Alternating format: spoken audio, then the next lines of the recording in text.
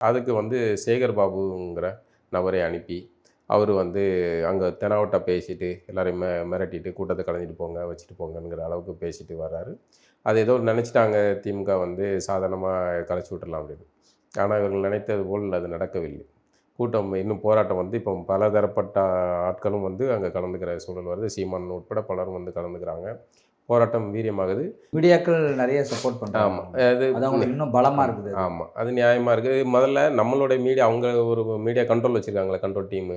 அந்த டீம்கள வச்சே அமைதி பண்ணி, அவங்க எல்லாம் இத டிபேட்ஸ்லாம் பண்றதில்ல. ம். இதே அதிமுக ஆட்சின்னா என்ன டிபேட் பண்ணுவாங்க? இது திமுக ஆட்சி. திமுகவுடைய இந்த பேமெண்ட் சர்க்கிள்ல இருக்கிறாங்க அது. அதனால அத பத்தி எதுவும் டிபேட்லாம் கிடையாது. இதே அதிமுக ஆட்சின்னா பயங்கரமான டிபேட்ஸ்லாம் நடத்துவாங்க.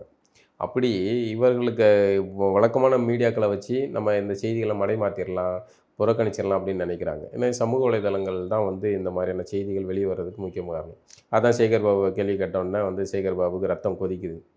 நம்மள ஒருத்தன் கேள்வி கேட்கான்னு. ஏன்னா நம்மளுடைய நம்மளுடைய ஆட்கள்லாம் வந்து கேள்வி எப்படி கேட்பாங்க? பிரச்சனை முடிஞ்சிருச்சு, வாழ்த்துக்கள் சார் அப்படின்ட்டு பேசிட்டு போவாங்க. இவன் வந்து பிரச்சனைய தூண்டுற மாரி கேள்வி கேட்கான்.